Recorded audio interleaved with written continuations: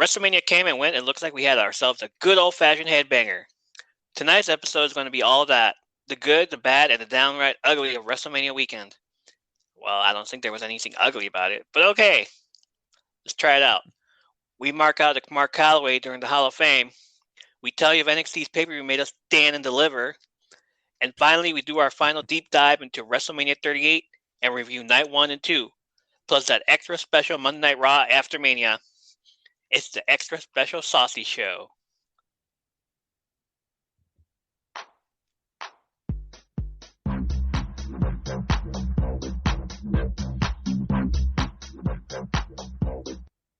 Welcome back to the show, fellow listeners, new and OGs. We are your hosts. I'm Ernie. That's Michael. I'm Mike. That's Michael. Together, we are stronger than Vince's quads. And this is the All Things Wrestling Podcast.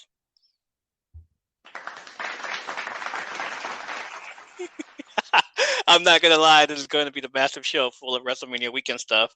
So if you still haven't watched it, or you already heard it from another podcast perspective of how it went on their heads, let's add us to the mix. I said during this February after the Super Bowl, the only thing we were interested was the concert, right? Exactly. Yeah, for us wrestling fans, this was our Super Bowl. The only difference was that it felt like a San Diego Comic-Con, starting out on Thursday with the WrestleMania Access Superstore, as they are now calling it. I want to go to that one day, even if it was just the store. Oh yeah, definitely. Like that's my new bucket list now. Instead of San Diego, it's like, okay, let me go to this Access store. At least I'll just show up there and, if it's here in Chicago. Yeah, that'd be cool. So Thursday we saw the unveiling of the Undertaker statue at the Access Superstore, plus signings and games. And I was looking it up to see if anything else happened, but it just had a bunch of overpriced autograph signings. The only good thing was the Undertaker statue and the second backstage group besides the Clique, the BSK. Undertaker's boys showed up to see the statue unveiling as well. BSK. Oh, the Bone. The Bone Street Crew. Bone Street Crew. That's what it is. Yeah, like that big BSK letters in front of Undertaker's stomach that you see when he pulls his tights down. Like, oh hey, is that a biker gang? No, it's a backstage crew. What are you doing? Okay. I always thought it meant group. Yeah. What do you think it meant? I always thought it was like that meant backstage crew. Like, no, it's Bone Street. Oh, all right, cool. I kind of like BTS too. I don't know if that's similar. Yeah. Oh, behind the scenes? What? the little pop group. Oh, I don't even know what that means. Aren't they BTS? I don't know. I don't really like. Is it? Yeah. Okay. Not anything against BTS. Just I don't know anything about BTS. I like BLTs though. I do like BLTs, LBTs, LBC, Snoop D-O-double-G, and all right, let's just move on. Friday was the Hall of Fame. I see why they included Charmel to the Hall of Fame as well. Okay, yeah, everybody. Please explain that to me. Okay, so we all remember her as Queen Charmel and how she ran from the Boogeyman and entertainment factor. And to this day, I still think she was the mother of Kurt Angle's son in that storyline they won't mention. That storyline. I still think it is. It's not. I was like, all right, well, I must have missed it. But she was also a Nitro Girl. She was also doing backstage stuff in WCW. And she also ran a wrestling school with the Usos, and Ember Moon graduated from them. So she pretty much deserved it, I guess. So it was like, oh, cool. It's not only she did this, but she also did that. I didn't know any of that. Then. Okay, some of it I knew. Yeah, some of it. Oh, wow. Okay. Well, there you go. The Steiner brothers got inducted as well, proving that you can't give Scott Steiner a live microphone. At least we didn't get the math problems. We got a Macho Man Randy Savage story, but still, like, we couldn't understand it. Like, what do you think? What do you think? And now that I've seen Rick Steiner, I feel old. I know. I wouldn't recognize him if they didn't tell me who it was. Yeah. It would be now if somebody said he was a wrestler, He wouldn't be. That wouldn't be my first guess. I would think he was maybe Kevin Sullivan. Wow, he looked just like Kevin Sullivan. He looks Oh, more like Kevin Sullivan than Rick Steiner. oh man. Vader got his posthumous Hall of Fame ring, and I really thought it was going to be Mick Foley doing the honors, but his family did it Mm. instead. Shad Gaspard got his honors for the Warrior Award. Very touching indeed. And then we got to see a side of the Undertaker I would never think I would see. For a person who has stood still all his life in a ring, he sure was pacing back and forth and telling us a story. I honestly felt I was in a TED talk the way he was going on about his life. Yeah, and with the microphone, that's true. Yeah, the With little the microphone on boom mic his thing. boom mic, yeah. I'm like, this man came prepared. It was all like, oh, we're gonna get story time with the Undertaker real quick.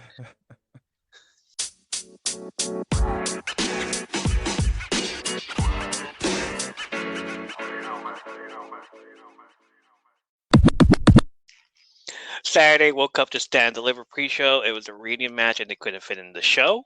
I guess. All right. Start pre-show. Raquel Gonzalez and Dakota Kai defeated Toxic Attraction for the NXT Women's Tag Team Championship. Cool. Sure. Yeah. I love that Raquel came out wearing Selena's Astrodome gear. We're in Texas, and March 31st was the anniversary of her death. She got a loud pop. Oh yeah. As soon as I saw it, I'm like, yes, that's awesome. Yeah. Let's go. Texas. All right. That's the reason why she got that loud ass pop. If it Okay. wasn't for that alone, for that gear, nah. I was like, hey, it's Raquel Gonzalez again. Great. But no, she wore that friggin' outfit. I'm just like, oh, okay, cool. Yeah, smart. First match of the night. Oh, freaking headbanger. Cameron Grimes defeated Carmelo Hayes, Santos Escobar, Solo Sikoa, and Grayson Waller for the NXT North American Championship in a ladder match. How freaking awesome was that? To start off the show, no less. This is like the only good match in the show that I think. Like, all right, let's start it off. Here, have this match. Okay. Grayson Waller looked like he took a massive bump with that elbow drop from the top of the 15-foot ladder onto the other ladder, and it. Hope he's okay. It is so horrible to watch. But, like, damn, dude, you really went up there. And he's already a freaking huge guy. So it's like 15 feet plus. Yeah, okay. Tony D'Angelo defeated Tommaso Ciampa. Okay. After the match, is Ciampa's last match.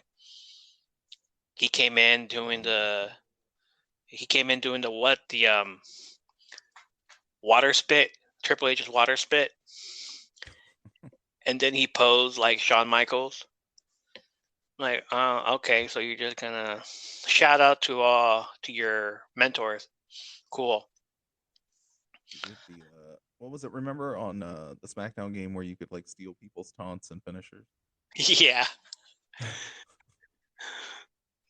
After the match, Ciampa said his last farewell to NXT, and on his way to the back, Triple H's music hits and comes out to give him his last remaining member of the Black and Gold brand a goodbye. Like, I'm gonna miss you, son. Like, dude, you're gonna be on Raw. You're not even running things anymore. Why are you there? Like, the last thing we need is for you to like be stressed about something and heart attack. Please don't. Please just go home, chill, watch the show, take care of your daughters. We got this. HBK got this. Don't worry. Yeah, okay, I got this. Viz, fire him. Not gonna work for me, man. Gonna lose a smile. MSK defeated. Oh wow. MSK defeated Imperium and the Creed Brothers for the NXT Tag Team Championship. Great. Didn't care. No, Mandy Rose defeated Cora Jade, Io Shirai, and Kaylee Ray for the NXT Women's Championship. Cool. It's great, really. Like, she at least, the Toxic Attraction, still Cool. Great. Gunter defeated. I'm just gonna call him Gunter. I gave up. Gunter defeated LA Knight, which put him next in line for any belt. He chose the NXT North American Championship earlier on NXT TV. Okay, sure. I'm glad he lost like his weight. Then again, he doesn't look. I'm not gonna shame him. All right, he's good. Just that if Andre the Giant were to have lost weight, would you think it made a difference? If it would have been a lot, yeah. Yeah, Gunter lost a lot of weight. He wouldn't have been Andre the Giant anymore. Yeah, been Andre the Big Guy. Andre the Big Guy is this guy that drinks a lot of beer, but Gunter now looks like he just can slap you and that's it. Like you can tell he looks different. It's no longer Walter anymore. This guy is really Gunter. Like they told him to get it fit and you're going to move up to the main roster if you do. So he did, which breaks my heart because I really wanted the old Walter back. All right. He's not living for you. He's living for himself. All right. Yeah, I get it. Dolph Ziggler defeated Braun Breaker for the NXT Championship. No. Yeah. No, I don't really care. Yeah.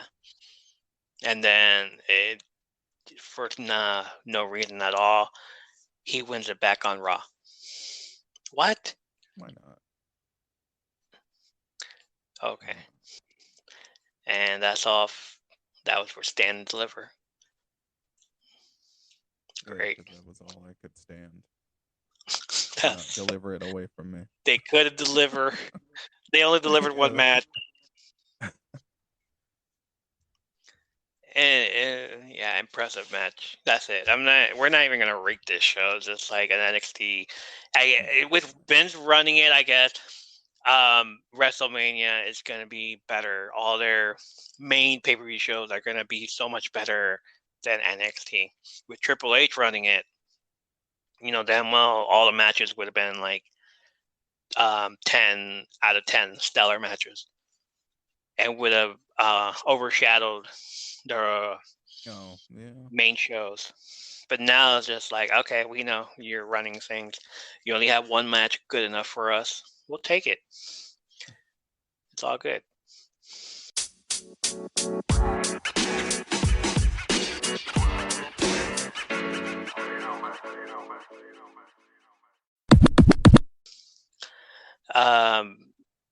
Let's get on with WrestleMania.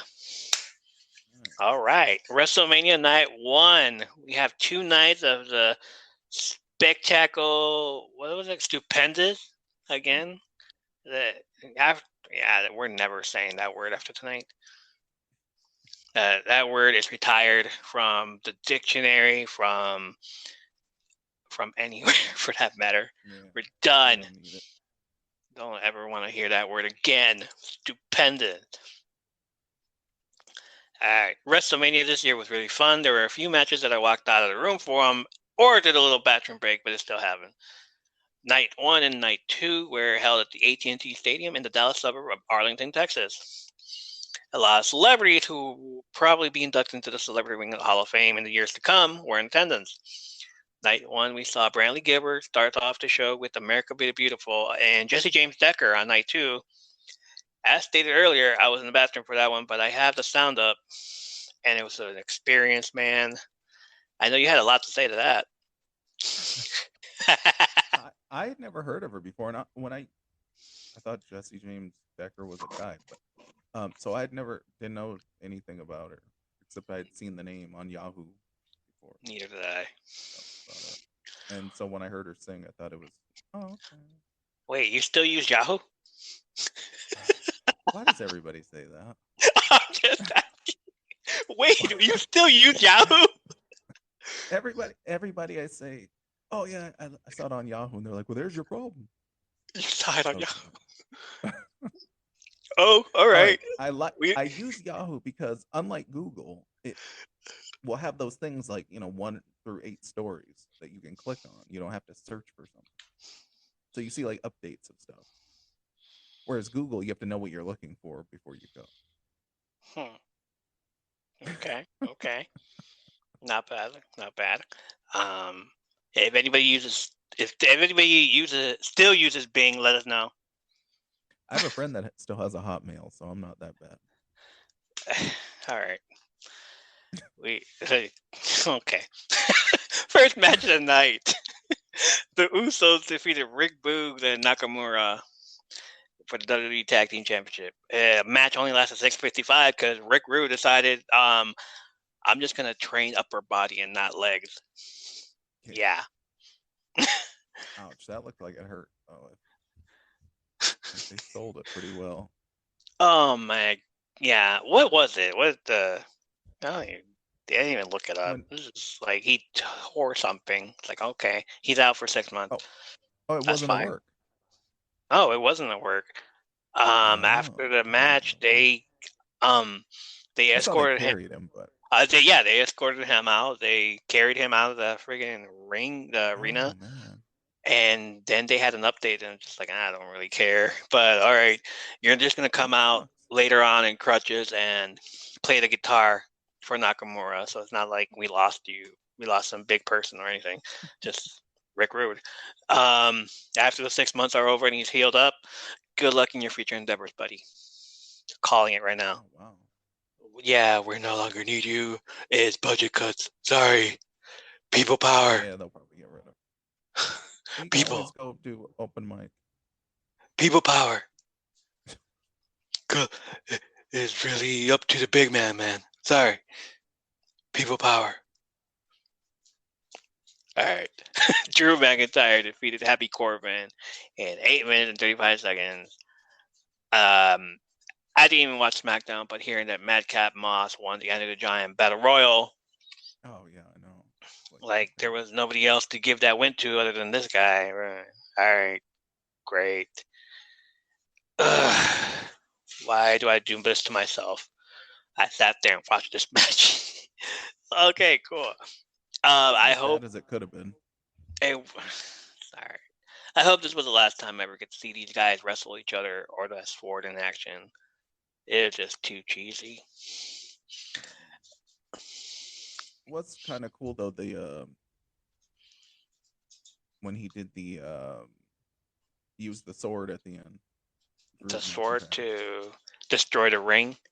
Yeah, and you can see people shocked, like, wait a minute, does that mean the event's over? Right? Oh man, you just ruined it for all of us. I didn't come here to see a ring get destroyed. Come out at the very end. That's a main event action right there. Right, you figure at the end because we're going home anyway. Yeah. So side note. Yes. Side note.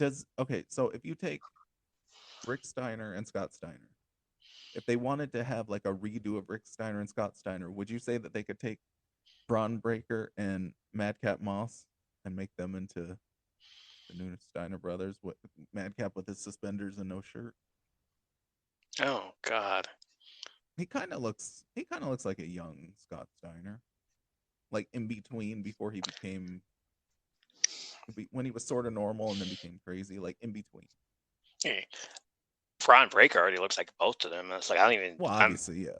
Suspecting that's not even Rick Steiner's kid. It's like more like Scott's kid. Like, damn, dude. He got Rick's face with Scott's body.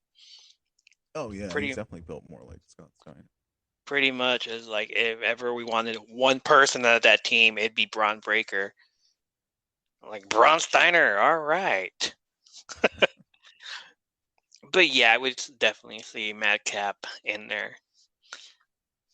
Like the new Steiner, the new Breakers. Next match. Yeah. The one that we pretty much predicted would happen. I pretty much predicted what happened. Biggest heat of the night. The Miz and Logan Paul defeated the Mysterios. It got everyone upset. I would have been more upset if this douche didn't actually train for this match. And he was just there for the publicity, but he did his homework. He worked that match. He got impressed by him. He got the heat. He went for the three amigos suplexes, did a kip up. And if that wasn't enough heat, he made sure you would remember this moment for the rest of your life. In fucking Texas, he did the shimmy. Oh, yeah. The Pokemon card. What? What the hell, man? What was that? And he got a Guinness, whatever. I didn't want to mention it. I just didn't want to mention it. It's like, how much was it? 5-point-something million for a day. Millions? Come on. He's such a nerd. Get out of here with that Pokemon card. Meanwhile, I'm over here playing Pokemon Go. But he's such a nerd. Yeah, right. Yeah, I've never heard of that before. I don't even know why I mentioned it. It's like, I don't know anything about that. He did the shimmy. He did the frog splash.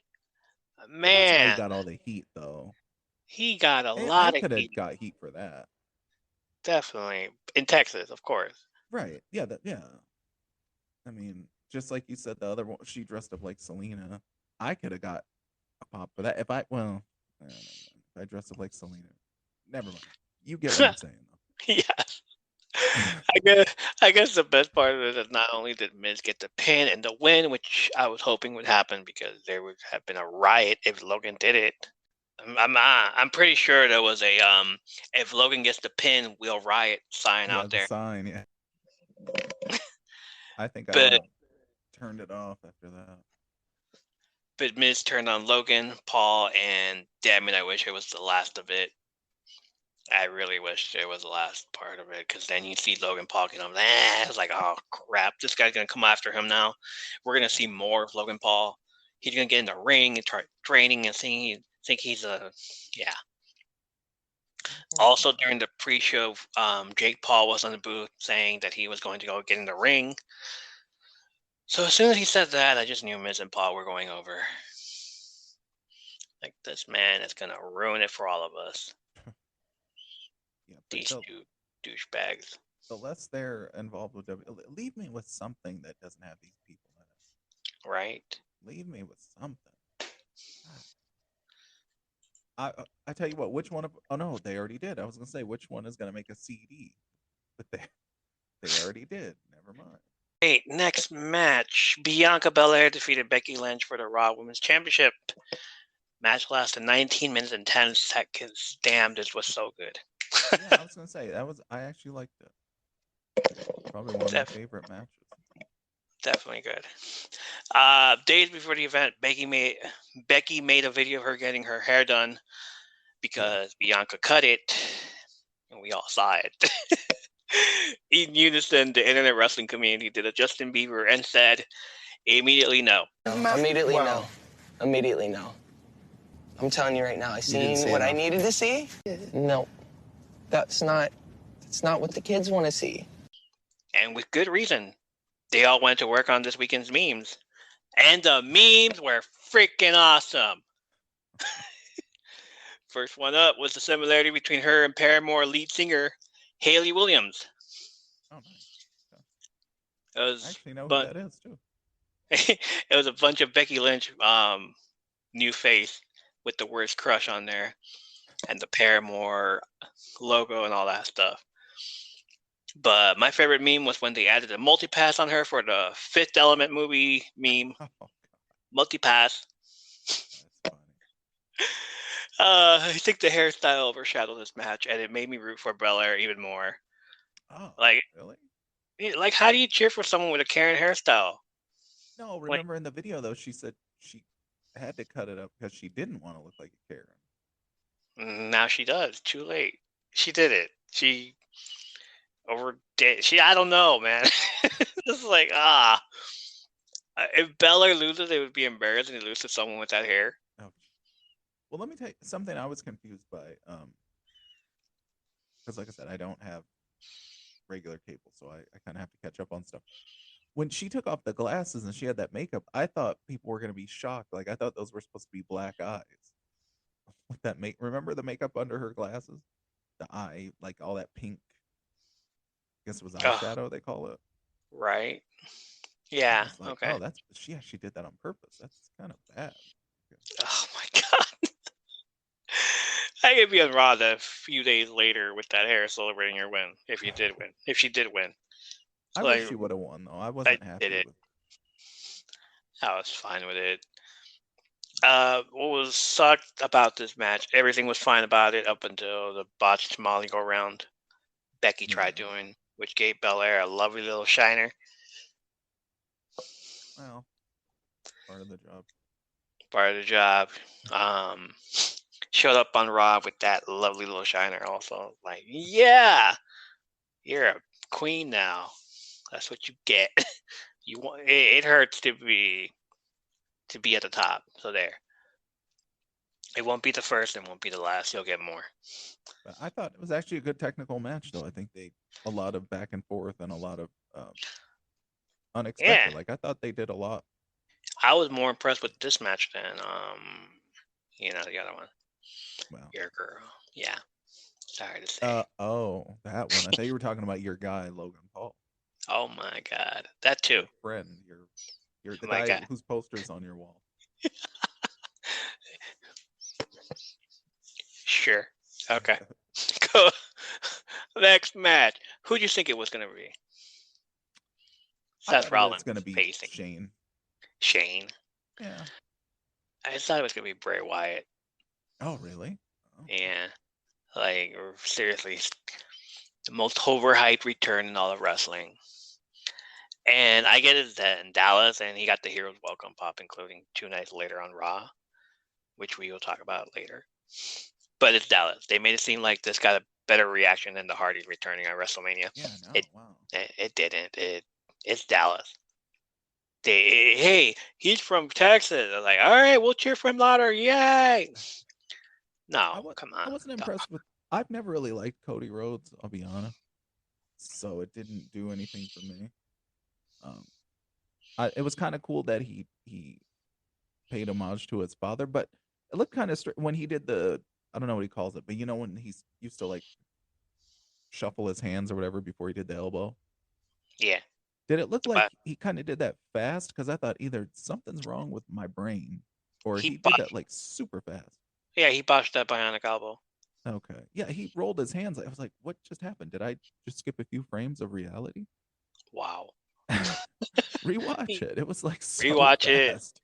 It. Like, what did you do, man? That's not how you do the bionic elbow with the hands rolling and all that stuff. No, you gotta do 3 rolls, maybe 4 or 5, and he did like a 2 roll. Like, no, you do it right next time, sir. Granted, I got out of my chair and was chanting, but not for Cody. It was more for Bray Wyatt or anyone else. Yeah. And then finally it hits. Wrestling has more than one royal family. Yes, it does. The Guerreros. The Von Erichs. Rock. I can't say the Anoa'i. There you go. Yeah, those. The Rhodes. McMahon's, obviously. The Rhodes? Really? That's just your dad and you two? 2 jobbers? Ooh. Oh, yeah. We're gonna was okay. Gold? Yeah, Gold was okay. He was okay. Better than Cody. Better than Stardust. Oh. I went there. I don't care. Yeah. He did what he did in AEW. Okay. Don't come back here and thinking you get the love to see you again, my brother treatment. Nah. We're gonna talk about what you did. I was gonna say, and all that stuff he talked when he left. Yeah, we're gonna talk about that. We're gonna discuss this. We're not. We didn't forget. No, wrestling doesn't forget. We're gonna talk about that, and when we do, you're in big trouble, mister. I get it. He walked out to a Heroes Welcome in his hometown. Had it been another city or venue, different reaction. Very different reaction. I could do without Cody Rhodes. So could do without Cody Rhodes. Like, not even relevant. He's relevant in AEW, but not here. Right. Like, everybody's saying, like, oh my God, like, because you love him from AEW. Now, AEW fans are, no, they're not actually. We'll get to that. It was longer than it should have, the match. Yeah, that was a long match. Good God. It was 21:40. Damn, dude. The longest match of that night. Yeah, as soon as they start hitting other people's finishing moves to try to end the match, that's when you know they should have ended it 5 minutes before. And they start hitting the pedigree, they start hitting this move, they start hitting that. No, and then crossroads again. No, and then this move again. No, it's like, what are you guys doing? End it already. We don't want to see this. We want to, yes, okay, you're here. You're wrestling. You're about to beat Seth Rollins, but end it quick. We don't need to see this. Probably the reason we didn't get a New Day versus Sheamus and Ridge Holland match. Because somebody decided 21 minutes and 40 seconds is enough for Cody Rhodes to go over. That was about 20 minutes too long. He could have just did him run out. Run out? Been fine. Yeah, just run out. Hit him with your steel forearm and go back home. Wrong one. Wrong. Oh, okay. Sorry. Wrong. Yeah. Alexander. Yeah, that wasn't Alexander has a forearm. Cody has a golden shovel. Oh, wait. He didn't bring that with him. That's right. He left it at home. Sipping that tea. What we're going to talk about. And then he walked out. All this stuff. As soon as they heard him, he's all right. Don't care. Yeah, we'll get to it in Raw if I remember it. Your match of the night: Charlotte Flair defeated Ronda Rousey for the SmackDown Women's Championship. 18 minutes and 30 seconds. She did. Maybe it was because a lot of all this other stuff happened and we're just like waiting for it to end, that this match was overshadowed also. And then once we hear that this match, something more is coming to Kevin Owens, it's like we felt, okay, Charlotte and Ronda need to end this quick so we can get the Kevin Owens thing over with. I thought they were going to open with that. Right. No, here's the thing. Ronda thought she was going to close. Yeah. Days before the match. Makes sense. Yeah. It would have made sense. Yeah, it would have made sense. Days before the match, Ronda was told that her match wasn't the main event, and she got upset. She denied she was upset and that she didn't make the Hall of Fame because she was taking care of her kid. Come on. I mean, that's realistic. She has a husband. He could have done that for her. Don't be giving us excuses. She got upset because she was told the Kevin Owens show was the main event. Now, here's the thing. Just the Kevin Owens show is the main event. Mm-hmm. She wasn't told that there was going to be a match. Oh, that's the whole thing.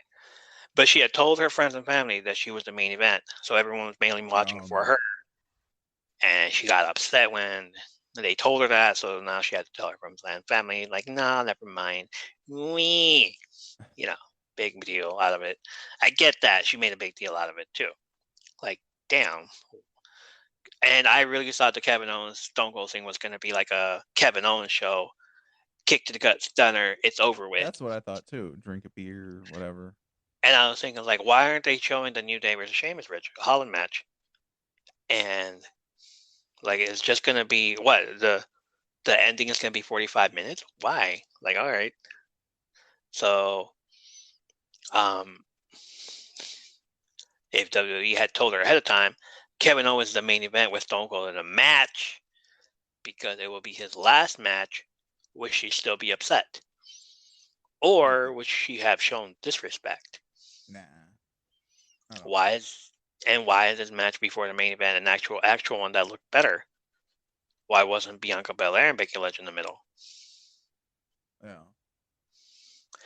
Anyway, everyone on Twitter visibly upset by the news of the New Day and Sheamus Holland not on the card and had to get bumped due to time. Again, we all thought Kevin Owens' show was going to be that. get this whole Kevin Owens show. It took a while longer than anticipated, and seeing that the match was only a few minutes long, it could have fit into the mix.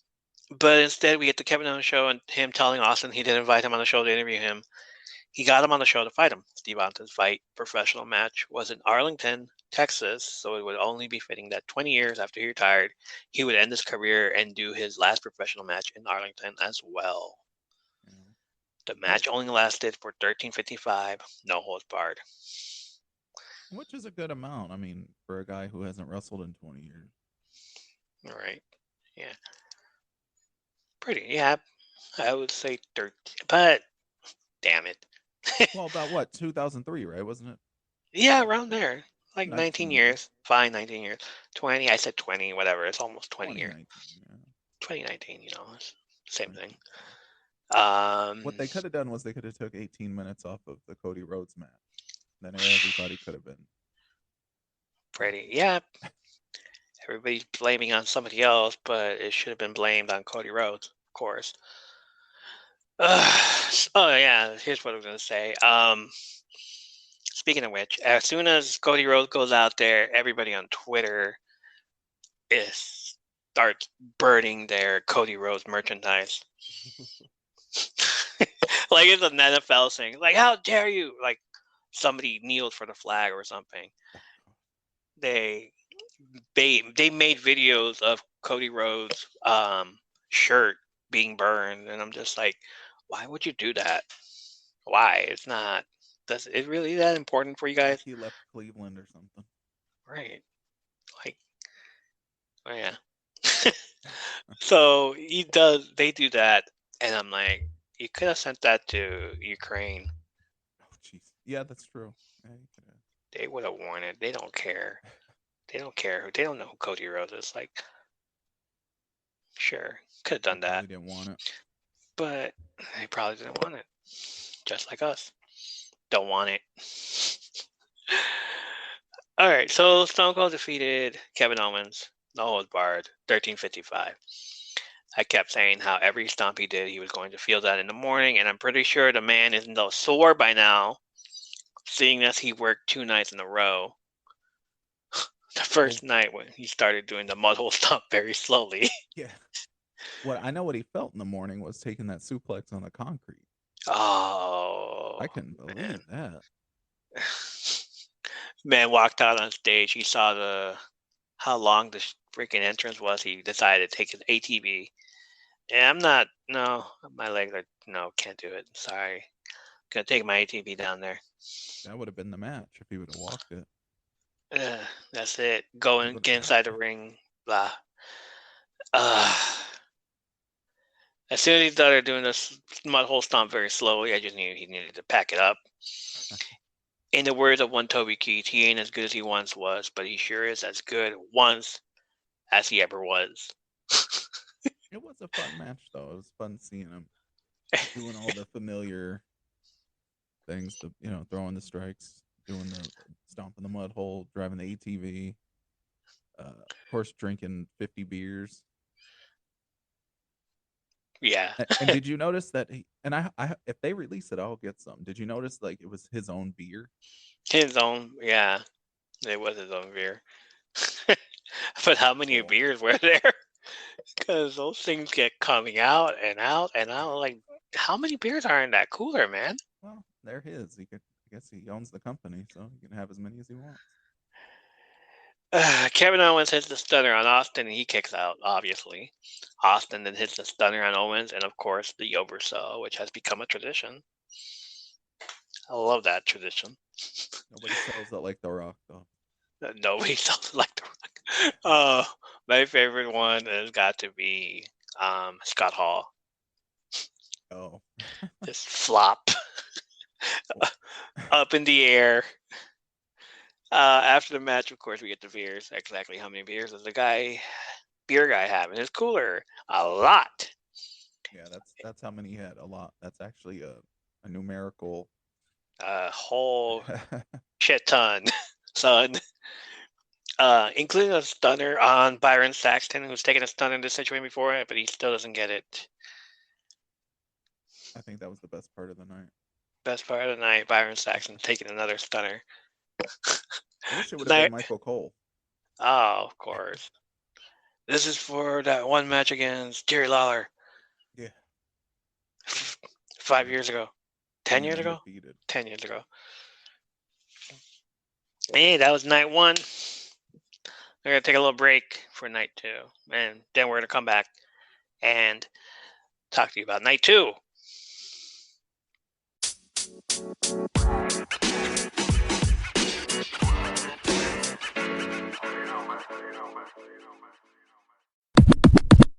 Welcome back. We're on night 2 of WrestleMania now. After that horrible America the Beautiful rendition, we got an entrance from the King of Kings, who just recently retired a week ago, and we apologize we couldn't cover it, but we'll do a special for him just like we did for Scott Hall. America the Beautiful rendition, huh? It was. Well, I'm glad Triple H got to follow that up, because as soon as that happened, everybody picked up oh, hey, King is here. He gets in the ring with his boots and feels surreal because now it's true. He leaves the boots in the middle of the ring, and the man has been emotional all weekend with Undertaker's speech about him. Saturday, he had to say goodbye to his last black and gold member, and Sunday he had to legit retire. It's true now. He's literally retired. He said it on ESPN, but now it's just oh man, the King of Kings. Do you really believe he'll never have another match in his lifetime? With his heart condition? Can you come back from my heart? I mean, yeah, you know what? But he's smart though. There's some people out there who take it so seriously that they probably would come back. But he seems to be a more well-adjusted person outside the ring. I guess he probably won't come back. If he can kick somebody in the freaking stomach and do a pedigree, then yeah, that's fine. But okay, cool. First match of the night, RK Bro defeated Alpha Academy and the Street Profits for the Raw Tag Team Championship. See, this is the stat. It lasted for 11 minutes and 30 seconds. These type of matches should last this long, at least. There's so much chaos and around, right. And let's end it real quick. Let's bring it in and end it real quick. And it was really fun. It didn't last too much. It didn't last a little less. It was perfect. Yeah. This is a tree trunk that really needs to be let loose on all the monsters like Omaz and Veer, and just let him do his thing. They tried doing it. I think they gave him the Money in the Bank contract briefcase too, and nothing came of it. I don't remember anything coming of it. All right. After the match, yeah. I was saying, I could see Otis being like a Vader type guy if they would use him, right? They would use him, right? Yeah. After the match, Montez Ford gave Randy Orton and Matt Riddle 2 red Solo cups with that hiney inside. Yeah. But before they start drinking, they turn to look over at the new WWE wrestler and Olympic gold medalist, Gable Steveson. I wasn't impressed. No, me neither. His dad was all right, though, when he wrestled. Oh, Jesus. Remember when his dad wrestled? Who's his dad? You don't remember his dad, Ezekiel Jackson? Oh, my God. That's not his dad, is it? No, that's not his dad. I thought you were going to say Kurt Angle, but okay. Oh, Jesus. I wasn't expecting Ezekiel Jackson. Well, maybe he's the hand. Oh, man. I looked at it as they're trying to reclaim the glory that Kurt Angle left behind. Then again, I was on Twitter during the whole scene, and they booed this man to the ground over his accusations, which we could come up with an episode of Under the Apron. It was horrible. Why would they put him here? Well, I get that you're mad. I really do.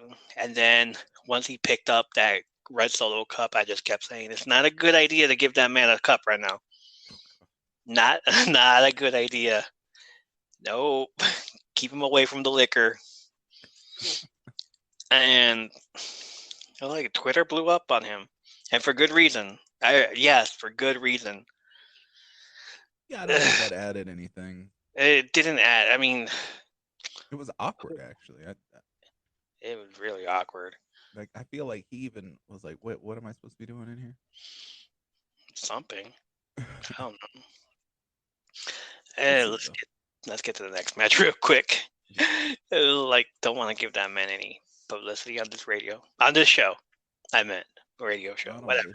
Podcast, not on this podcast. Come on. Bobby Lashley defeated Omos, of course, in 6 minutes. This match kind of reminded me of not so much the match, but the build up with him, being the small guy and trying to knock him off his feet and everything. It reminded me of Undertaker and Giant Gonzalez. Right, I was gonna say that too. WrestleMania 9. Yeah.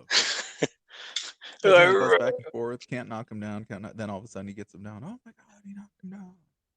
Miles reminded me of the Great Khali and Giant Gonzalez together. Like, can't move his legs. Omos can't even move his legs either. And just like, what, dude? I see that you're pissed off, but come on. It was just a short match, and like we said last week on the podcast, Bobby Lashley's not going to come back from an injury just to lose to this guy. No. Oh God. Yeah, I would have been fucking upset if he did. I don't care if he's a heel. If Bobby Lashley was a heel, you're not going to come back and do that, right? Which I don't see Omos lasting long. I think, other than just being a big guy, what else? He's not even a mobile big guy like the Undertaker. Then again, worse things have happened, like the Great Khali. So yeah, he did last a while too. Didn't he? He did last a while also, and so did Giant Gonzalez from Royal Rumble through Survivor Series. All 1 year just to put him in a show against Undertaker. We'll see. I'm glad it was a short, limited match, which means that Omos can go 10 minutes, or he's limited in moves and movement, just like Yokozuna and Goldberg was. Yeah, you know what? Just like Yokozuna was, Goldberg doesn't deserve to be on this, in this at all. Don't really care. Our favorite match of the night, night 2. What delivered was this match. Everything around this match. This match was what it mattered. Nothing else mattered after this match. Unfortunately, something did matter, but nothing else mattered after this match. I would have hated to be the person that followed this match. But yeah, because it actually delivered. I was expecting to hate it, and then when they got into it and he started basically just making it like a funhouse match, then it made it fun. It made it fun because they weren't trying to make it a wrestling match. Hey, it knew it was going to be a wrestling match when Johnny Knoxville, like, come on, jackass forever. Like, oh man, I can't wait to see all the freaking gadgets from all the past episodes and from all the movies. That was fun. And 14 minutes, sure, why not? The funniest, most insane, most outlandish match that made the internet wrestling community offended and cry some more over Sammy and how he deserved better. Really? People didn't like it? No, friggin' Twitter was just like, can't. Would they have liked it better if they tried to pass Knoxville off as a wrestler, though? No, they would have liked it better if it had been someone else who was wrestling Sami Zayn. No, it was someone else wrestling Sami Zayn. Not Knoxville. I think it was a fun match. I actually enjoyed it. Not gonna lie. I'm like, can't you guys enjoy the show? Like, come on. Yes, he resigned. So what? This was probably the favor match. Do this, and down the line, we'll push you. Or this was probably I don't know what's going to happen with my career down the line, so let me have some fun and have my WrestleMania moment. He did. He had a WrestleMania match moment. I can guarantee you'll remember this one longer than if he would have went against a legitimate wrestler. Right. Finn Balor. Right. Wouldn't remember that. That would have been an afterthought. It's like, Sami Zayn wrestled Finn Balor for the Intercontinental Championship. Or Sami Zayn wrestled, who's the United States champion? At WrestleMania. See? Like, no. Sami Zayn wrestled Johnny Knoxville in an Anything Goes Funhouse match. Right. Because that's comedy jackass Weapons. Jackass weapons, because that's what it was. And the fun part was the fact that it's like almost like a Home Alone. Like all this stuff was set up. Oh my God, yes, it was Home Alone. Everything was thought of. Out of. The sparks, when it climbed up, the bowling ball, the mouse traps. I just kept laughing so hard from beginning to end of this match. If somebody didn't like this match, then you're just a miserable person. Yeah, you're a miserable person, whoever didn't like this match on Twitter. You know who you are. Shame on you. And I get y'all were looking for something better. I get that. But the minute they booked Sami Zayn against Johnny Knoxville, the suspension of disbelief went out the window. If you saw that this was going to be a straight wrestling match with Sami just straight punishing him. No, it's a jackass guy. Welcome to my generation. Better than your Logan Paul match. Right? Welcome to my generation. We jumped off of roofs, did stupid shit like punched our best friends in the balls, but we did it to go viral at the time.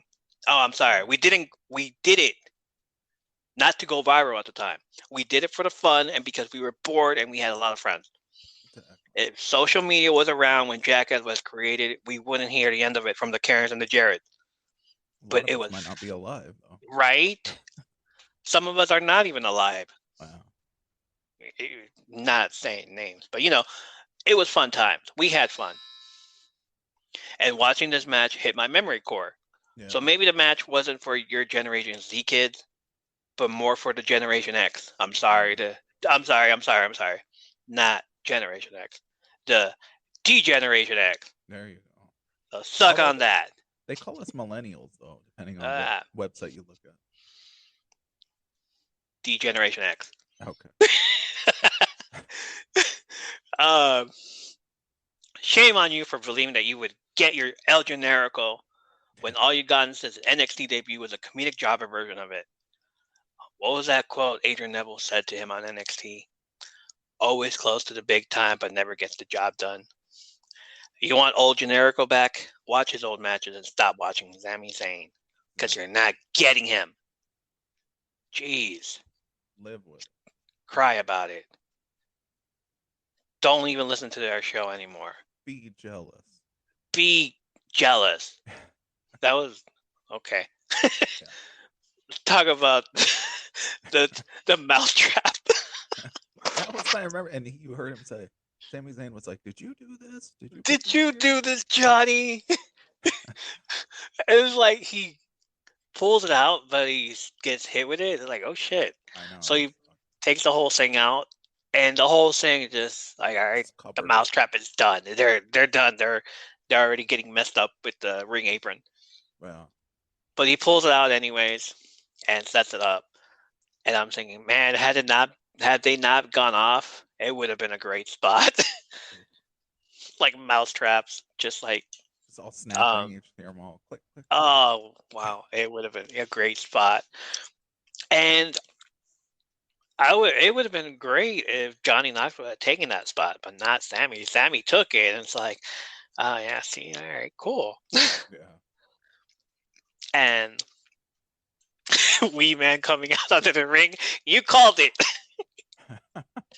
Yeah, it was Hornswoggle.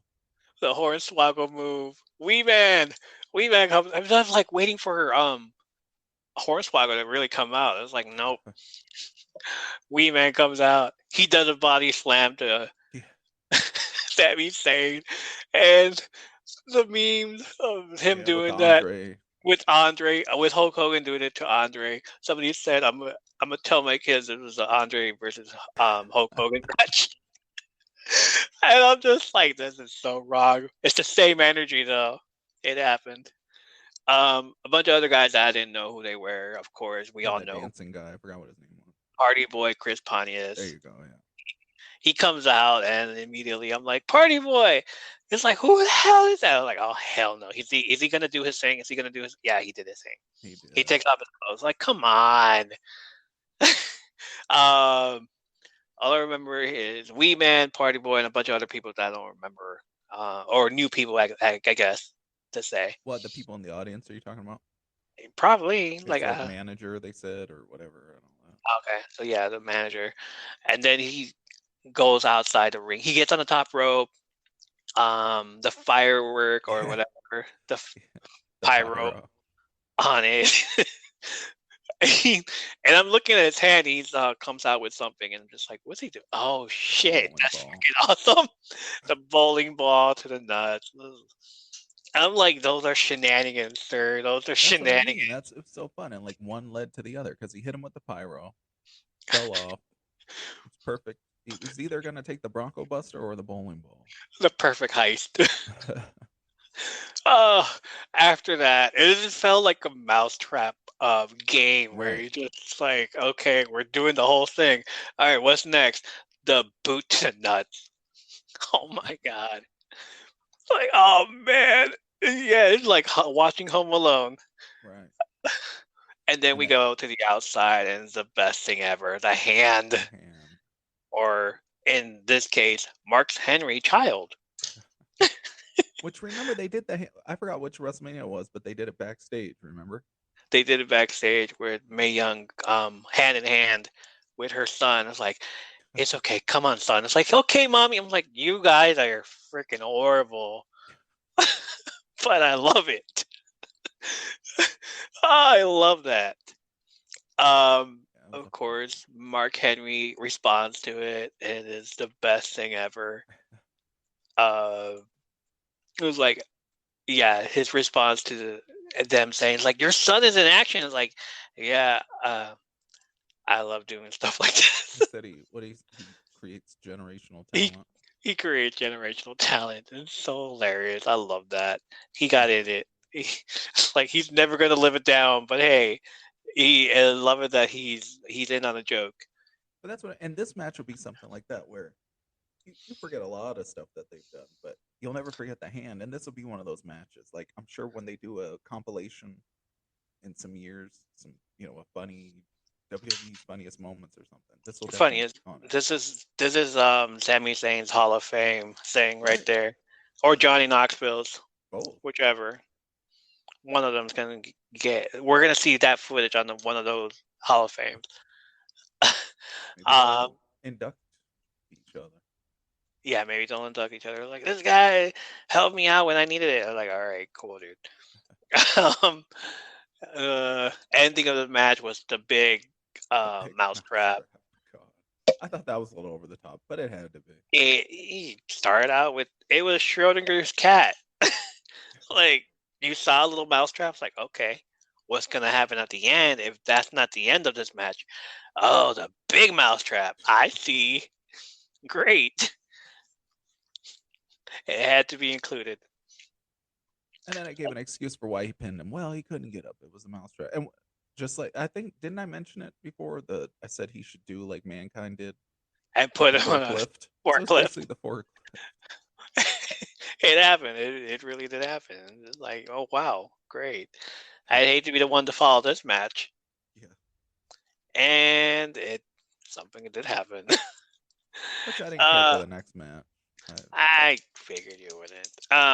Naomi and Sasha Banks defeated Carmella and Queen Zelina, Liv Morgan and Rhea Ripley, and Natalya and Shayna Baszler for the Women's Tag Team Championship. They put on a show. It's just like, okay. It was a good wrestling. It was a good wrestling match, but it was good. It didn't matter the next night when Carmella and Queen Zelina broke up, or Rhea Ripley left Liv Morgan in the middle of the ring by herself, but got a title shot later on. We'll talk about it soon. Naomi and Sasha Banks. Naomi winning. Much cool. Who's her husband? She's part of the Rock. Yeah, you beat me too. Yeah. I'm just like, oh shit. All the Usos. The bloodline. Yeah. Right. Now they all have. Now they all have it. Great. Edge defeated AJ Styles. 24 minutes. Again, a 24-minute match to see these two? Yeah. It's like we just went through a bunch. Yeah, we're tired. We're exhausted from Jackass match. We kind of didn't pay attention to the Naomi and Sasha Banks match, the tag team match, but it happened. Like I said, had it been Charlotte, Had it been Charlotte and Ronda Rousey here, we would have been paying attention. Oh yeah. Yeah, but as soon as that happened, it's like, all right, we're winding it down. Yeah. Edge defeated AJ Styles.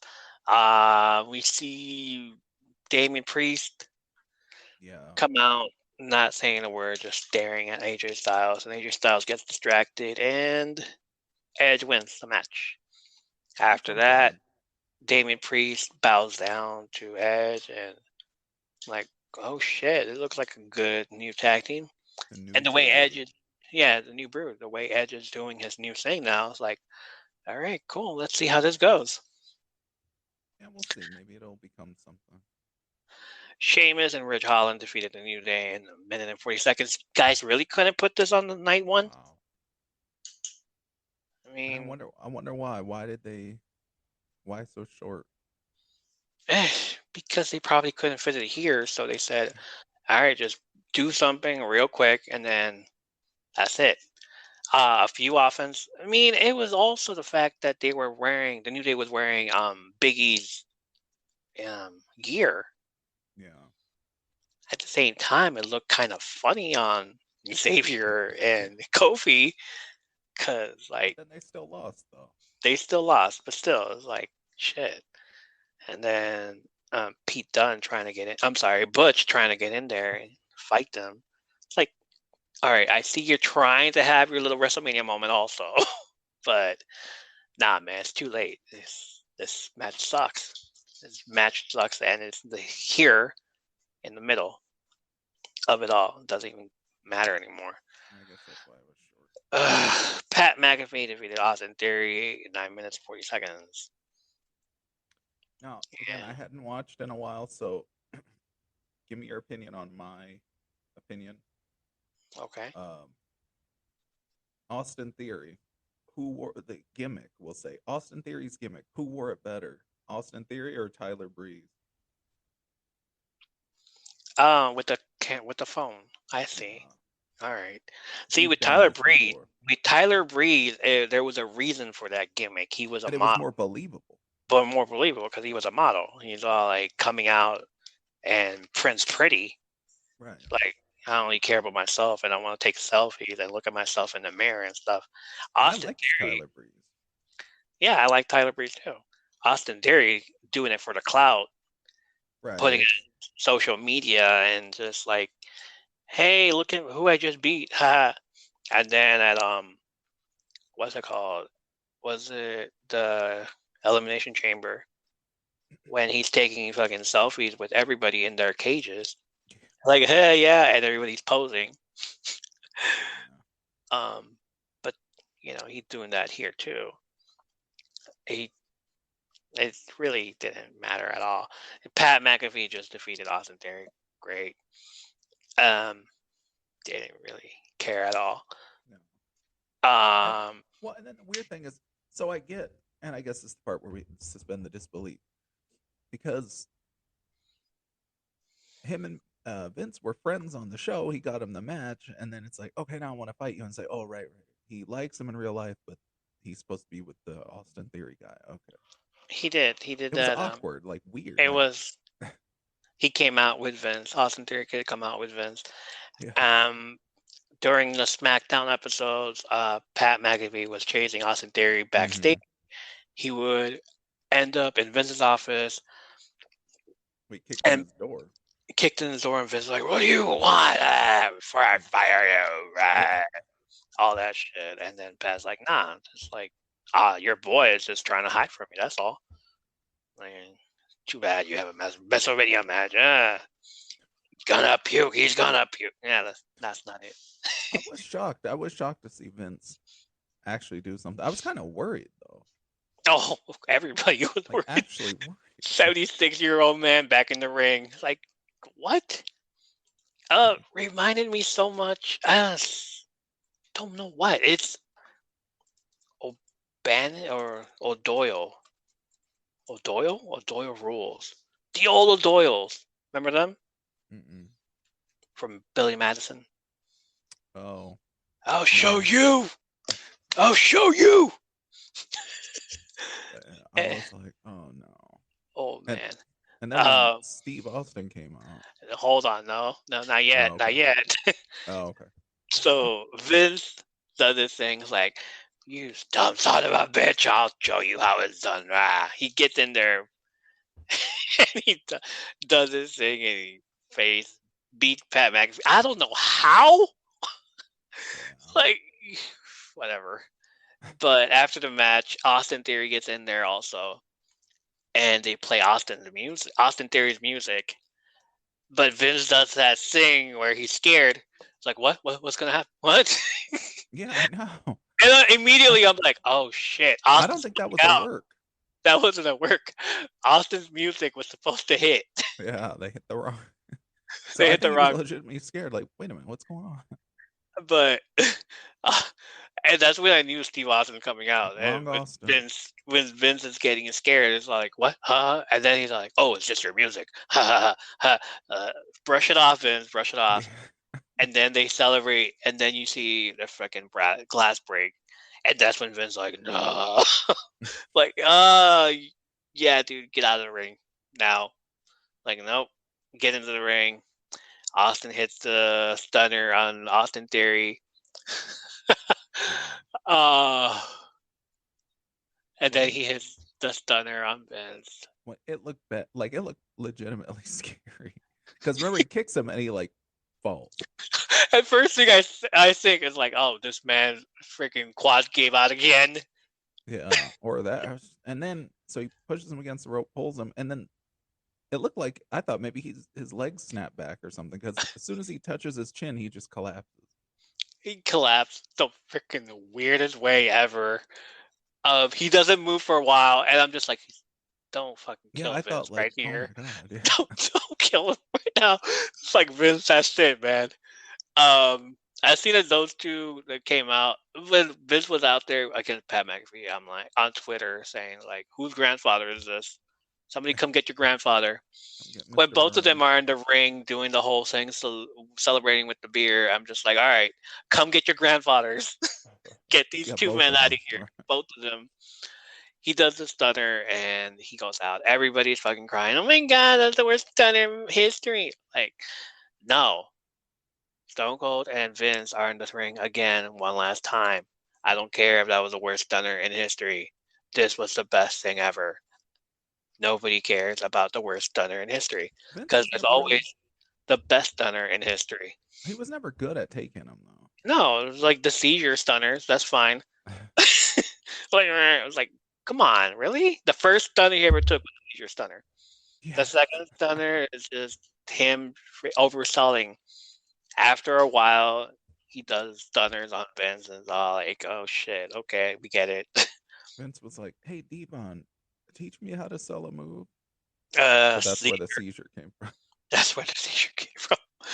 But Devon's bag is all like, oh! Every time. He got hit with Goldberg's cattle prod. On the ladder, on a table, on a flaming table, like all the seizures, bag of seizures. That was fun. It was fun. I don't care what they're saying. Don't listen to Twitter. Vince McMahon doesn't deserve that. Like, maybe another time his last time in the ring will be against Kevin Owens. And Kevin Owens will be like, here, let me show you how to take a stunner. And he does it, and Vince finally falls. And he does it. And finally, the last match of the night. Thank goodness. And the best match of both nights. Of both nights. Both. And I don't know what everybody was expecting from a Roman Reigns versus Brock Lesnar match. I thought it was good. Yeah, it was good. But come on, you've seen these guys wrestle before. You've seen them fight and stuff. And yet you still want to shit on this match for saying, oh my God, it was stupid. No. Oh, people didn't like it? Wow. No, people don't like anything at all. Internet wrestling community is toxic. I said it. Well, that's why I don't get them. I don't care if you don't listen to the show anymore. Go burn my show. You burned Cody's shirts. We'll make some shirts, buy them, and then you can burn them. I'll make the shirts, put them up for sale for a penny. You can buy them. You can burn them. And then you can tag me, and I'm gonna like, yeah, you burned my shirt. I feel special. Great. So this match, it was okay. It was fun. I like that. I thought there was a lot of back and forth. Of course, we all mark out to the Suplex City. And when Roman Reigns just like talks to the camera out of the blue, it's like, I run this. Like, yeah, we know, we do. You do. Yeah, you do. You're the chief. Yes, you do. I'm just glad Paul didn't turn on him. Oh yeah, of course. Everybody is all waiting for The Rock to come out after Roman beats him, and we don't get it. But we do get freaking footage of Ata, Maivia. Yeah, Maivia. She's a Maivia, right? Or do we still call her Maivia? Or I know. All right, Ata Maivia. She's around there somewhere. Or Ata Johnson. Ata Johnson. There you go. The Rock's mom, who showed up at night 1 and night 2, and we're all wondering, I wonder who she's here for. The Rock? The Rock's gonna make an appearance. It's like, no, he did it. It's just like, I was hoping he would. I was hoping he would too, but like, she's there, and I'm just like, oh, she's there to support her nephew, of course. Cousin, nephew, yes. Rock and Roman are cousins. Yeah. But she's there to support her nephew. Like, what other reason would she be there for? But not, The Rock is coming. We all got sidetracked because of that. So, 2 belts, Roman Reigns has them. I'm just going to call them the Undisputed Championship. One of them has to go, and we don't know which one. Right? Yeah, I was hoping, though. I was hoping Stone Cold was there. Vince was there. Hoping The Rock was going to be there. Triple H was there. Yeah, Undertaker came out. Undertaker came out. And of course, The Rock is just, he's doing his time to run for the presidency, I guess. Yeah, he's doing his own thing. Pretty much. Or he's running things over at Young Rock, $7 Productions. You know he is. He has to run the XFL. He has to run this. He has a lot of movies to go. Like, we'll see him next year at the next WrestleMania in Hollywood, right? Yeah. Yeah, there you go. And tequila too. He can't come to us. We'll come to him. That was WrestleMania 38, night 1 and 2. It's the most stupendous WrestleMania. It's the last time you'll ever hear me say that word. We're done. All right. We're going to take a break. After the break, we're going to talk about Raw After Mania. And it's going to be a short one. All right. See you in a few.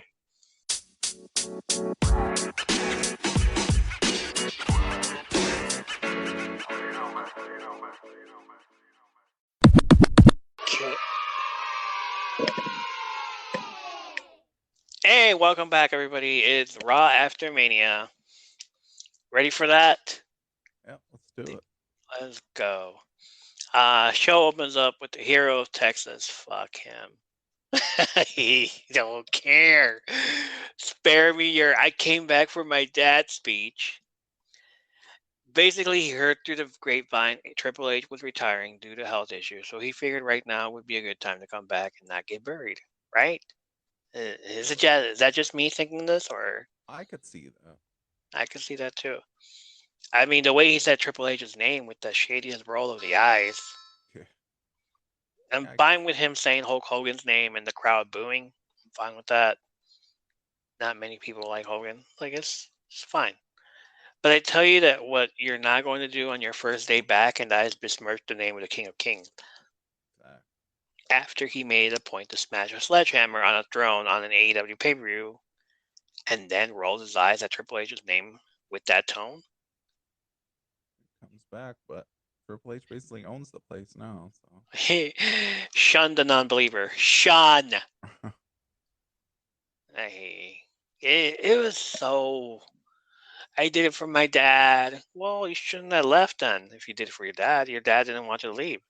You should have done it for The Raw. Oh, fucking hell. Do I still have that? I do. I did it for The Rock. I did it for the people. You did it for The Rock. Never gets old. Just never gonna get old when I talk about Alexander Luger's bus. First match of the night: Naomi and Sasha Banks defeated Rhea Ripley and Liv Morgan. For those that watched it live and that were there, they got even awesome treatment. A few people on my feed that were there live, and they tweeted that during the commercial break to hype up the crowd, the sound guy played DX's theme music, which left everyone confused. Like, why is there playing DX theme song for 15 seconds? There's a lot of that on Twitter. They got confused. Some of them were saying like the sound guy's gonna get fired, all that stuff. Is like, all right, let's just hype up this crowd. They're all dead. Well, you did happen to put this match first. So there's probably that. And it was, what, did you want something out of the freaking Texas speech that you just had with shitface over there? Anyway, next thing was Kevin Owens' segment was interrupted by Elias, who came back with a new name and a new look. He was introduced as Ezekiel, not Jackson. No. He was introduced as Ezekiel. And of course, the crowd is probably the same. Ezekiel and Jackson. And of course, this crowd is probably the same crowd that was chanting Husky Harris when Bray Wyatt made his re-debut. I'm not mad at the crowd. It is Raw After Mania after all, so they're pretty much exhausted of 4 nights of wrestling, which just means shit on the product by night 4. Elias, on the other hand, without a beard, felt a bit weird. Yeah. And seeing him like that, it reminded me of, if you used to watch the old Popeye cartoon. Oh my god! When they had the ones where some of them they would have Bluto like shaved. Oh, they did. That is horrible. Once in a while, and that's what that reminded me of. Like, why would you do that? You took away the reason he was over with the fans. I can make him shave his beard.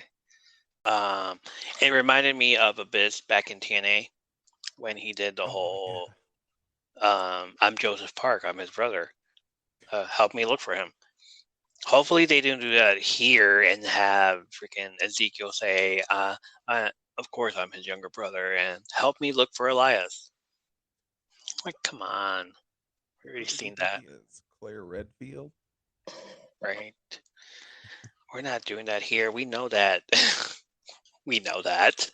Speaking of Abyss, back then I used to call him Kane Kind.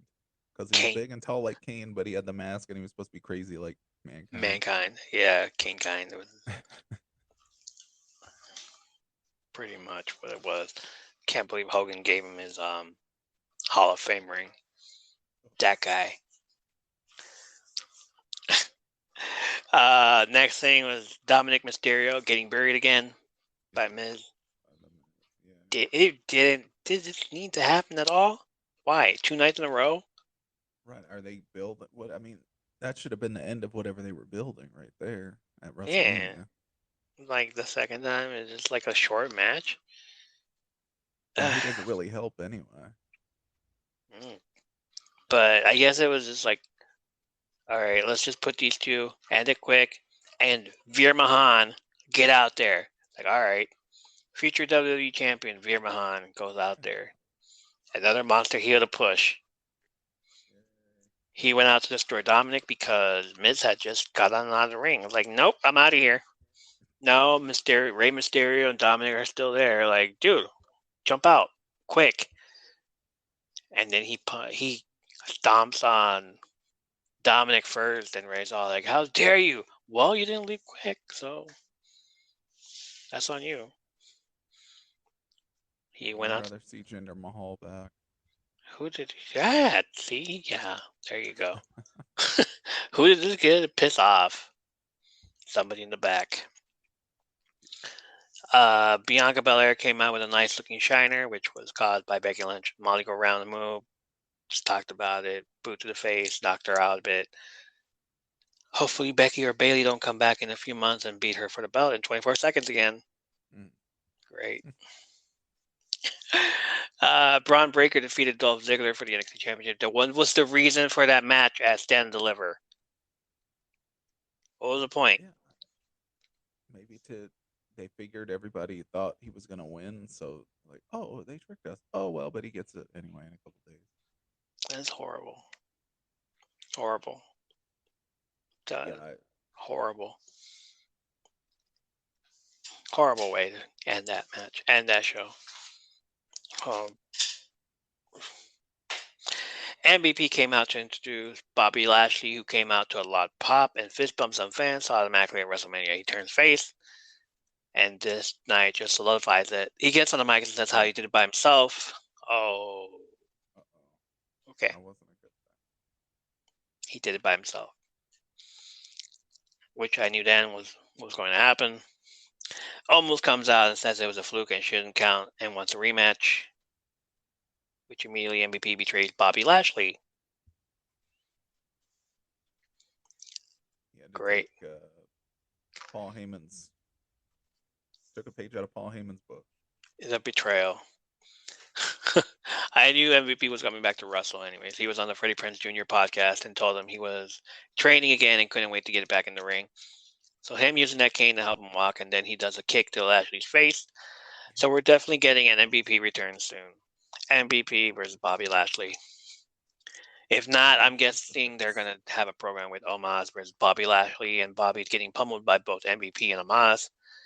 And then Shelton Benjamin comes out to come and help Lashley, the return of the Hurt Business. I hope that happens. Or Shelton Benjamin comes out, but it's too late because Bobby Lashley pushed him away and joins with MVP and Omos. No, not even that. It's probably Omos getting the help he needs with a mouthpiece. Or like, all right, you're getting future endeavors soon, guy. We're putting you with MVP. MVP is gonna come back to wrestle Lashley soon. So is MVP his Harvey Whippleman then? Oh, there you go. Downtown Bruno. Queen Zelina and Carmella break up as a tag team. Okay, they didn't really care for that. Weird thing about this is that Queen Zelina said that Carmella's soon-to-be husband is handsome. Why? Are you gonna make this a thing, a love triangle? No. Come on.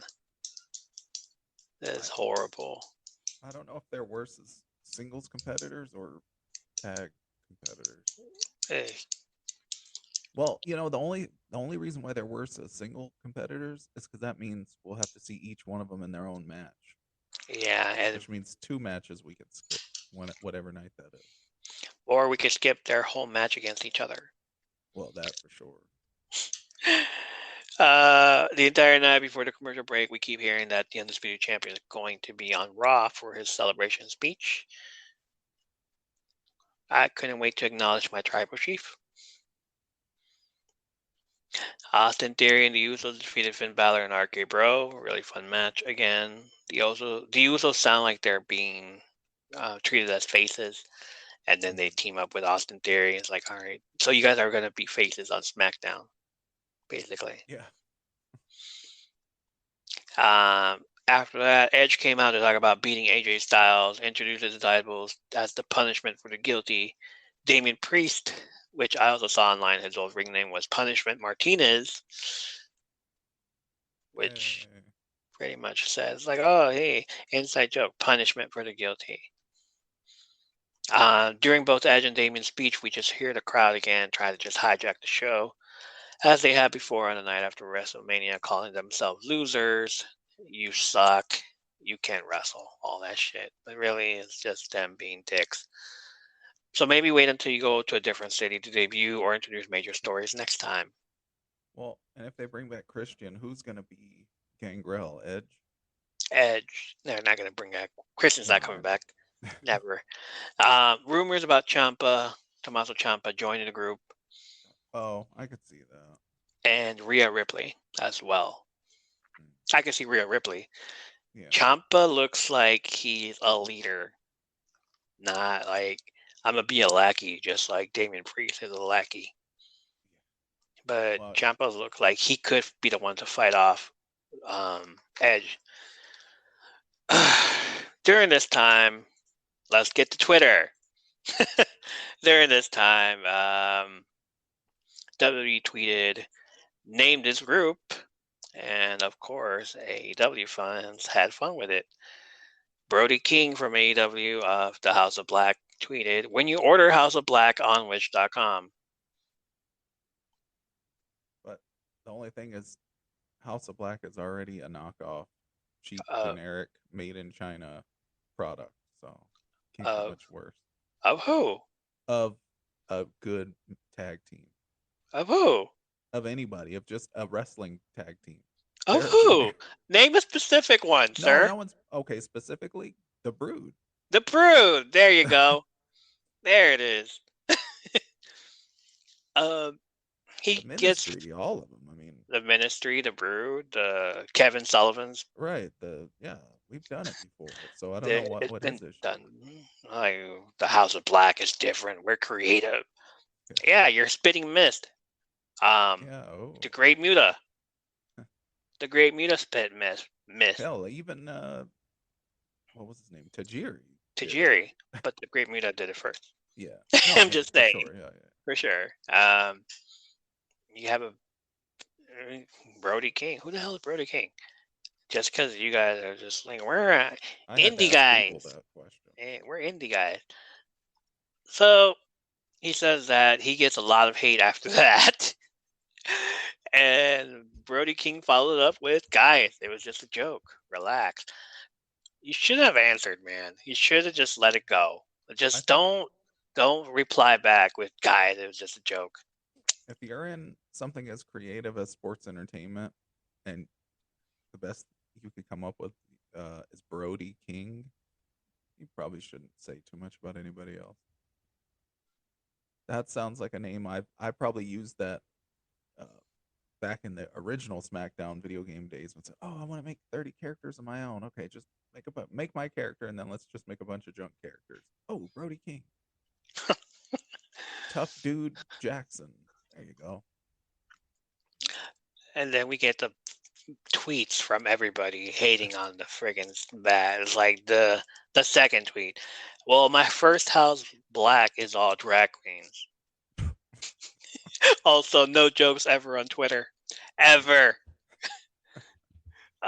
Somebody's AEW fan probably. Didn't you hear? WWE fans can't take a joke.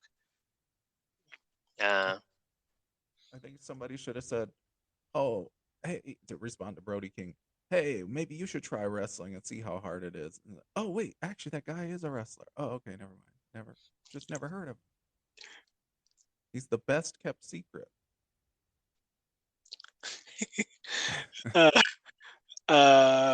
Somebody said Brody fears the omnipotent one.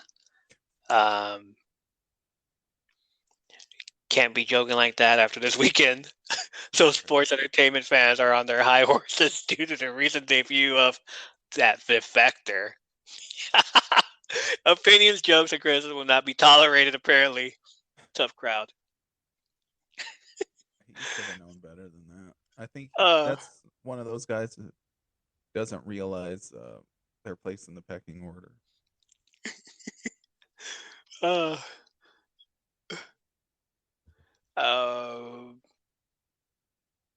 Probably the House of Black joke. Only Edge is quite literally a legend in comparison, and House of Black isn't exactly original. Well done, though, but not original, my guess. Of course. And where is that tweet about something along the lines of if somebody has said that Kenny Omega is copying because of Kenny Omega's spaghetti hair is copying off of Dolph Ziggler's spaghetti hair when he had short hair, then they would have a problem. But it's just a joke. Relax. So yeah, there was that. There's fun times on Twitter as always. As always. Might have to join the party. And finally, the main event, the head of the table, the tribal chief, acknowledged in Dallas. 10 more minutes of the show, so we're going to get a full speech, right? 4 of those minutes is used for Roman's entrance, which felt a little bit like The Undertaker during his WrestleMania long walk entrances. But he gets to the ring with the Usos, all 3 members actually, with the 4 belts on their shoulders. Paul Heyman hypes up Roman Reigns, basically saying that any award given by Meltzer on Pro Wrestling Illustrated magazine about Heel of the Year MJF or Wrestler of the Year Kenny Omega doesn't have facts because Paul Heyman stated those facts. I'm about to get a lot of hate from AEW fans. But we love AEW anyway, so whatever. I'm just, stating what Paul Heyman has said. So, it's that. Don't kill the messenger. Don't kill the messenger. Meltzer tried saying that doesn't PWI, so Paul Heyman's all like, nah, let's go with what is really going on. This man's been a champion for 2 years. He's still the head of the table. He's all that. Roman Reigns backed up those facts, and as we wait to hear what he has to say, he just nonchalantly says, see you on SmackDown. That was definitely an old Triple H move. Like the game would do something like that. See you on SmackDown. You want to see me wrestle? Well, not tonight. Not tonight. We'll do it some other time. Wait till he gets on the show because he sure doesn't care about Raw and that Raw Championship. Dallas sure acknowledged him. He'll probably throw the belt away. Like the W Championship. Come on. I already threw it away once. I don't need it. I'm the Universal Champion. Here. I'm excited to see what belt they make because I'm sure they're gonna make one belt. One belt, or just keep the 2 belts, and Roman just, all right, you guys can have a tournament for this belt. I don't really care about it, and that's how Cody Rhodes wins that belt. Oh, that could at Backlash. It would be cool to see an undisputed belt. The undisputed championship again. Yeah, it would. But hopefully they do, because I don't think they built the Universal Championship this long. Roman Reigns has been the longest reigning Universal Champion, and probably he'll just be like, I'm retiring this belt because nobody will ever beat me, nobody can beat me, and I'm gonna just become the WWE Champion, and from now on I run this place, this is my company, blah blah blah. Yeah. But then he loses that belt, and that's when he's all like, nah, I'm still the Universal Champion. Yeah, right. I haven't lost this belt. I'm retiring it. I'm unretiring it. It's coming back. I'm still Universal Champion. Here I am. I'm still the champion after 500 days. Sure. Dallas sure acknowledged him that night. Now that we got that out of the way, let's rate night 1 and night 2 of WrestleMania. How many videotapes out of 10 will we give it, and are we sending these to school? Well, wait. No. You skipped the best match of all year. Oh. I'm being sarcastic. Oh, okay. The Street Profits defeated Alpha Academy. They did? Did I not mention that? We didn't mention it, no. No? The Street Profits defeated the Alpha Academy. Yeah, the best match. It was the Texas Tornado Tag match. I wish they wouldn't sully that name, but they call it a Texas Tornado because they're in Texas. Let's call it Texas. All right. Why are you guys booing? I gave you Cody Rhodes. Yeah. There you go. Let me ask you, if New Day were the Fresh Prince of Bel-Air, would the Street Profits just be Bel-Air? Like, is that what they're going for? We're the serious version. Sure. Oh, the remake? Like the remake? Yeah. If the New Day was the original Fresh Prince and the New Day was The Street the Profits, Bel I Air, guess, are the new dark version. I would say more like if Crime Time was the original Fresh Prince of Bel Air, then the Street Profits are Yeah, because and the Crime Time New was Day goofy. and New Day is just Will slapping Chris Rock. New Day is the animated version. New Day is the animated series of every TV show, of every movie that didn't need an animated show come to life. Yeah. Back to the Future, the Ghostbusters. Or maybe it was the Ghostbusters and then the movie. I don't know. It happened. Yeah, so the rating system. The rating system. Are we giving them separate? Actually, there was another match that night. It was a dark match at the end of the show. With Kevin Owens facing Kevin Cody Rhodes. And again, here's Cody Rhodes. Yay! Oh, fuck this. Yeah. They should have just ended with Roman Reigns. But you seriously. get a dark match with Kevin Owens again facing someone from Texas. Like, yeah, kick that Canadian guy's ass again. Do it again. Yeah, he probably did. He beat him. Okay, so 10 out of 10.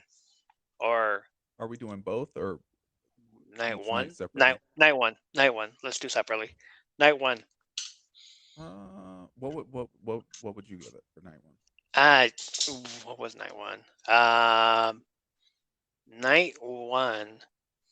Yeah, because of night one, it's like in and out. I give it about 7. It's not too bad and it's not too good. It's like it's okay. That's fair. I can go with that. A little better than average. I'll go with 7. I'll agree with you on that. What have we had on night one? We had. See, I already forgot. Mrs. Paul Logan. Cody Rhodes. That one. Charlotte. Stone Cold. Cody Rhodes. Yeah, it was night one. It should have been fine. The only thing that would have been made sense was for Charlotte Flair and Ronda Rousey to be moved to the night 2. They would have lost some points for me if that would have happened for night 1. Night 1, okay. I would say the best for me, the best matches were the Usos, the Charlotte Flair, and I guess the Stone Cold. The Stone Cold, of course. Stone Cold. So for those 3, I'll give it a 7. If it wasn't for those 3, if the other matches, I'd probably give it a 5. Okay. Night 2. Night 2, I'll give. I'll go with 8.5 on that one. I had a lot of fun for night 2. I'm gonna say 8. Solid 8. Man. I'll go with 8.5. 8, and yeah, it was a lot of fun. And then we got to see the main event. Sure, cool. And I think it was. I mean, like I said, even the Bobby Lashley match was whatever. But I like that they built it the way they built it. Like, oh my gosh, this undefeatable guy was defeated. Anything goes match. I would get that match, not based on wrestling, but based on the match itself. I probably have to give that a 9. Cool. For fun, for entertainment factor. For the fun, yes. Entertainment, yes. The jackass watch match. It again. I mean, when you know what's coming, it loses a little something because it's a gimmick match. But I'd watch it again. It won't lose. Like definitely sending those two to school. It's like, all right, watch this one and then watch this one. Night 1 and night 2. Come back in a week. Give me the tapes back. It's gonna take you a week to watch these matches. Yeah, right. Night 2, yeah. There you go. I even like seeing Vince in there. I was sweating and like afraid that we were gonna get a, on Fox 40, pro wrestler owner, something CEO like that. died. I was like, oh my god, no. I was like that whole stutter that he does, and he falls down. I was like, I'm looking and like, go back. I was looking at him. Camera, go back on him. And then he moved his leg. I was like, oh, good, he's still alive. I'm sure his wife and Stephanie were probably like, "Oh, we told you not to go out there." Fun times, yeah. But even seeing him walking down the aisle doing his, the Vince walk, but I never thought I'd see the day where Vince looked like an old man, but he definitely looked like an old man. He's in his 70s. He definitely doesn't look like your average 70s, but the Monday afternoon, Pat McAfee show. They're like, this man has no business looking like that. He doesn't. Like, well, he still wakes up 75-year-old man and saying squatting 1,000 pounds. He still wakes up. I think they said at 3 or 4 a.m. to work out. It's like, yeah, I wish I had that kind of drive. I'm young and I'm lazy when it comes to that. Austin Theory went to go work out. He did 1,000 squats, put it on the machine, and then he didn't re-rack his stuff. Fucking jerk. So Vince McMahon's all like, Austin Theory didn't re-rack his weights. So here's 1,000 pounds, and I'm gonna squat. So he does it. I'm like, damn, old man. All right, that's cool, I guess. It was fun. It was, and especially being, watching it live. Obviously not in person, but watching it live, it was fun. The whole experience. It was a fun. I actually like this 2-day thing. It almost feels more like a carnival or something. Yeah. Like I like the 2-day. With the WrestleMania Access and starting on Thursday. Well, yeah, 3 days. I guess. No, more like 5 days because it didn't end till like Monday afternoon. Yeah. You still got autograph session and everything. Oh, and wow. Undertaker was the main attraction on Monday. Well, yeah. So there's like people were there lined up for Monday as well. That like, fun. Damn, that would be a nice vacation. Like, hey, we're going to WrestleMania week. WrestleMania week, yeah. Yeah, instead of San Diego Comic-Con, on my bucket list, this is now going to be my new bucket list, WrestleMania week.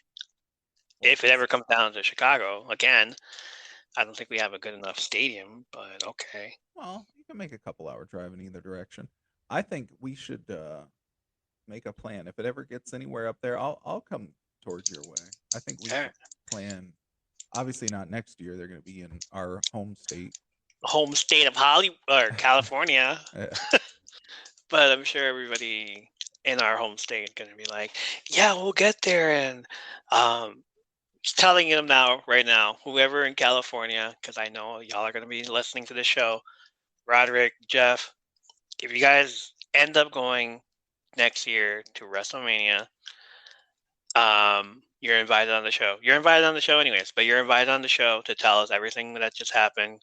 From if you end up going to the WrestleMania Access, WrestleMania Hall of Fame, WrestleMania Night 1, WrestleMania Night 2, and Raw After Wrestlemania or WrestleMania Access is still on Monday. So let us know if you are. We'll freaking interview as many freaking wrestlers as you can. Yeah, we'll get you on the show and you'll tell us how it went. We need to get them on live. Yeah, we need to get them on the background and all that. Get them on the show too. All right. You ready to end the show? Yep. All right, we are also reholding our show. You will be listening to the same podcast, but different schedules. Sundays, you will get weekly wrestling wrap-up. And Wednesdays, we're bringing you a new segment called Under the Apron. Short, dark side of the ring style documentaries that you probably won't hear anywhere else and will be coming from the both of us. Thank you for listening to the show and supporting us. Follow us on Twitter at... No, let me say that again. Thank you for listening to the show and supporting us. Follow us on Twitter at all_things_pod. Follow me on Twitter at $1 Million Geek. Listen to us on Spotify or Anchor at All Things Wrestling. Check us out on Facebook groups at All Things Wrestling with the same logo. Check us out on YouTube and smash that subscribe button. And follow us on Instagram for more wrestling content. Thank you for supporting our content and giving us a listen. Until next time, I'm Ernie. That's Michael. All right. See you next time.